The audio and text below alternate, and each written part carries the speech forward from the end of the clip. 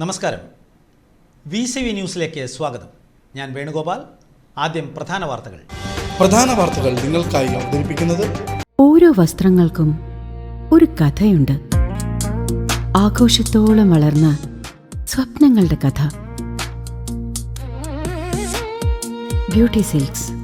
വാക്കുകൾ നിശബ്ദമാകുമ്പോൾ വസ്ത്രങ്ങൾ സംസാരിക്കട്ടെ.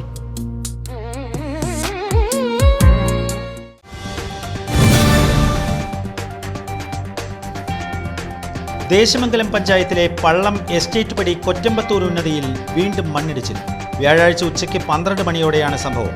2018 പ്രളയകാലത്തുണ്ടായ വലിയ മണ്ണിടിച്ചിലിൽ ദുരന്തത്തിൽ 4 ജീവനുകൾ പൊലിഞ്ഞതിന് സാക്ഷ്യം വഹിച്ച കൊറ്റമ്പത്തൂരിലെ ജനങ്ങൾ ഇതോടെ വീണ്ടും ഒരു ദുരന്ത ഭീതിയിലായിരിക്കുകയാണ്. 30 അടിയോളം ഉയരത്തിൽ നിന്ന് മണ്ണും വലിയ പാറക്കൂട്ടങ്ങളും ഇടിഞ്ഞ് താഴേക്ക് പതിക്കുന്ന ശബ്ദം കേട്ട് നസീറ ഉടനടി ഓടിമാറിയതുകൊണ്ട് മാത്രമാണ് വൻ ദുരന്തം ഒഴിവായതും ജീവൻ രക്ഷപ്പെട്ടതുമെന്ന് വീട്ടുകാർ.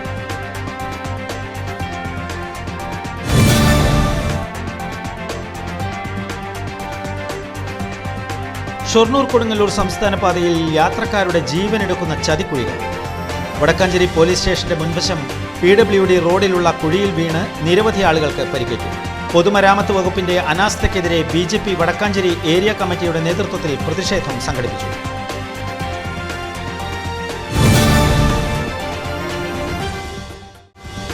KSRTC ബസ് ജീവനക്കാരുടെ ഇടപെടൽ കരുത്തായി.